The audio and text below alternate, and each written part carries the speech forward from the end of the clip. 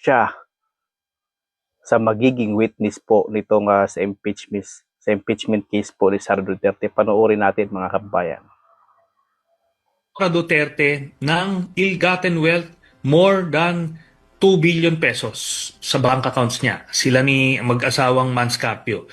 Tapos bukod doon ay meron akong nakita na mga dividendo na nakukuha nung Duterte family. Lahat sila, no, individually, nakakatanggap ng dividendo mula sa isang drug lord. At ito ay nangyari from 2011 to 2013. So, Talaga mga kababayan, 100% ako naniniwala ito kay Senator Trillanes. Alam niyo kung bakit? Dahil siya lang naman po ang kaisa-isang nagpakulong at lumaban po at nag-file ng kaso kay Duterte doon sa ICC.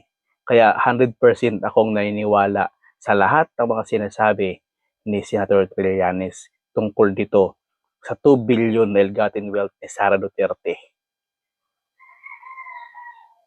makikita nila doon kasi cheque yung ibinibigay sa kanila na ini-encash nila, manager's check, sa pangalan nila. So, individually yan, ha? Tatay, si Digong, yung magkakapatid, Sara, Pulong, Baste, pati si Hanilet tsaka Kitty na joint account. Lahat sila tumatanggap, ang total ay mga 40 to 50 million pesos every 6 months. So, galing sa isang drug lord. So, ito, pag lumabas ito, malalaman, hopefully, no, kung mulat talaga or bukas ang pag-iisip ng kababayan natin, makikita nila na talagang si Duterte ay nagpapanggap lamang na galit sa droga dahil siya mismo ay may kapartner na drug lord na nagbibigay sa kanila ng dividendo. Yan po yung ang nakikita natin na mabigat na ebidensya na hindi nila mapapaliwanag. Bukod pa doon sa kung bakit sila magkakaroon ng mahigit 2 billion pesos na hindi nakadeclare sa SALN. At itong mga ito, itong sila Sara at itong sila Digong, di ba? Yung buong pamilya nila, nagpapanggap yan sila na simpleng mga tao lang sila, kumakain sa karinderya, Mga kababayan ko, no, ang daming pattern na nakakapagtaka nitong sa mga Duterte, lalong-lalo na po kay Sara Duterte, kasi nakalagay po sa sa salin niya noong 2016 hanggang 2022 po ay umabot lamang po ng 18 million.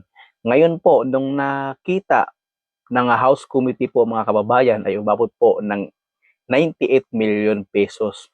Kung sabihin po natin, siya po that time naging vice president na siya, magkano lang po ang sahod at hindi po aabutin ng million po monthly ang sahod ni Sara Duterte.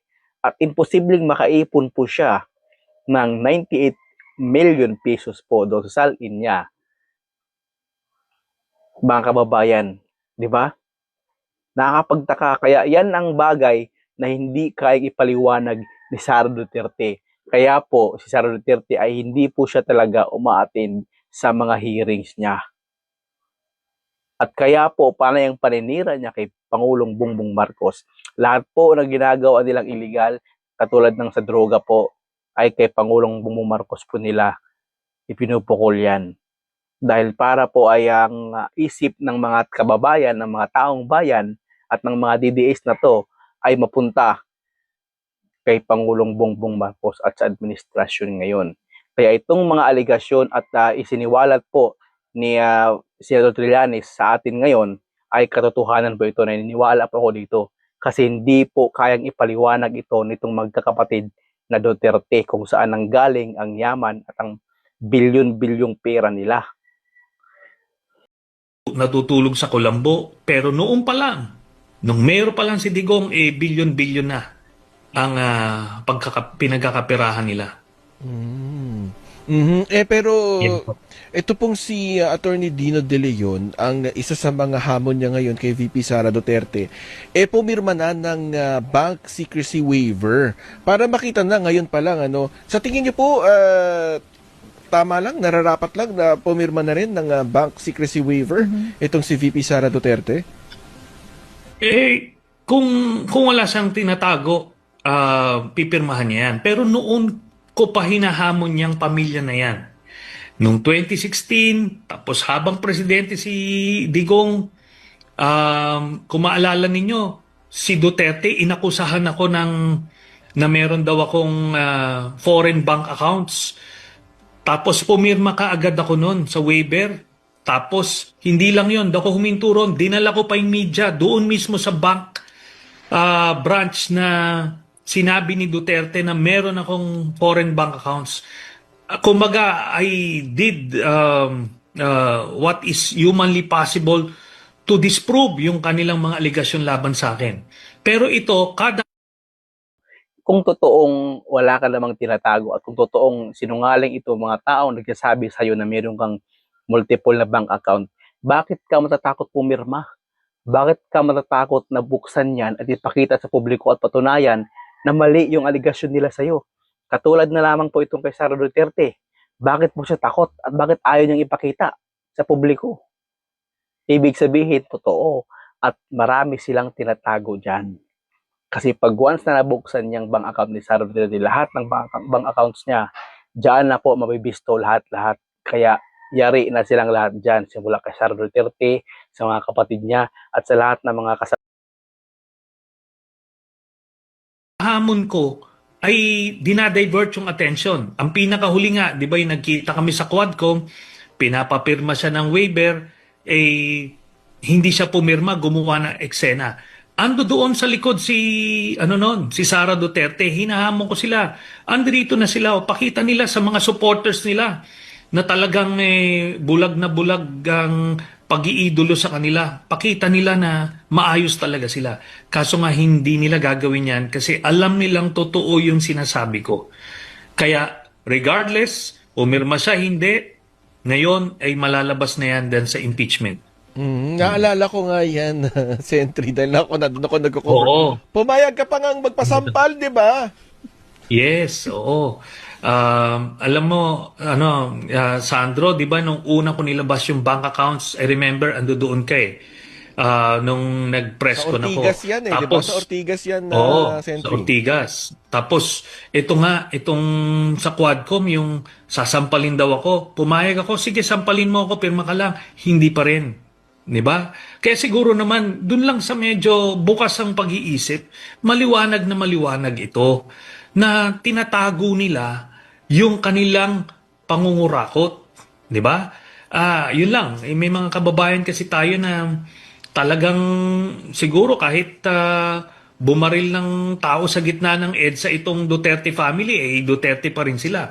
Pero wag nyo kami idamay dyan sa ninyo, sa inyong pag-iidolo kay Duterte kasi the last time na ginawa yan, nadama yung buong Pilipinas eh. Tapos ngayon, kay Sara Duterte, kahit nakikita nyo naman kung ano ang mga problema ni Sara, ano pa rin, humahanga pa rin sila. Hindi kami papayag. Hindi rin ako papayag na idamay nyo ulit yung buong Pilipinas yan sa Mga kababayan, wala na kasi tayong magagawa pag itong mga bobong mga DDS to ay hindi pa rin mabuksan yung kanilang pag-iisip. Kasi, especially po sa mga Bisaya, kasi hindi nila matanggap na kurakot, drug lord po, at sila po ang may pasimunong malakihang drugs dito po sa Pilipinas. Kaya hindi po nila matanggap na ganun ang iniidolo nila. Kaya po, kahit anong gawin natin mga kababayan ko, hindi pa rin talaga maniniwala itong mga DDS kasi DDS na po yan sila, die hard Duterte supporters na po yan mga yan, no? Kaya ang gawin natin, Sara Duterte, kailangan mo na magpaliwanag sa taong bayan at humarap ka ngayon sa impeachment mo dahil kung hindi, wala nang mangyayari sa'yo dahil wala kang kwentang BP sa Pilipinas. Isa ka sa mga ugat kung bakit nagkaroon po ng ganitong klaseng away ng taong bayan, no? Kasi ikaw po mismo, kung BP ang tawag mo sa sarili mo, bakit hindi mo kayang ibigay yung mga hinihingi ng taong bayan na transparency? Bakit takot kang humarap at bakit takot ka talagang buksan sa publiko itong mga bank accounts mo, no? Kita nyo naman mga kababayan ko, isa po sa maging witness si Senator Trillanes dito sa impeachment ni Sara Duterte. Kaya abangan natin ito mga kababayan, no? Kasi alam naman natin na hindi na naman po aatin o dadalo si Sara Duterte, no? Bagkus ay ang kanyang mga abogado, hindi ko alam kung lahat ba ng abogado niya, no, ay may saysay pa rin ang kanilang mga hawak na ebidensya. Magpapatunay na hindi po magnanakaw o guilty itong si Sara Duterte. Patunayan lang nila, no? Pero ang mas maganda mga kababayan ko, umatinda lang itong si Sara Duterte, no? Kasi kung totoong hindi po o mali itong mga akusasyon laban sa kanya, bakit kailangan pa niya ng maraming abogado? Bakit hindi na lang ang sarili niya at patunayan niya, buksan niya lahat ng bank accounts niya para patunayan niya na malinis siya, wala siyang korupsyon, o hindi siya tumatanggap ng bilyon, milyon na pera galing sa mga drug lord sa Davao. Patunayan niya, mabilis lang lang, BP siya eh. Si Trillanes nga, nakain ni Trillanes na wala na siyang katungkulan sa gobyerno. Di ba? Bakit nakain ni Trillanes? Bakit itong si Sara Duterte na BP ng Pilipinas? Hindi niya kaya. Kasi po, maraming tinatago yan. Kaya itong mga DDS na supporters nila, wala na po tayong magagawa sa kanila kasi yung utak nila nakatuon na doon sa malinis ang mga Duterte. Hindi nila alam na sila po ay niloloko at ginagago na ng mga Duterte. Pero tuloy-tuloy pa rin sila sa pagsuporta sa mga Duterte, mga kababayan ko. Abangan natin ang impeachment ngayong araw ni Sara Duterte.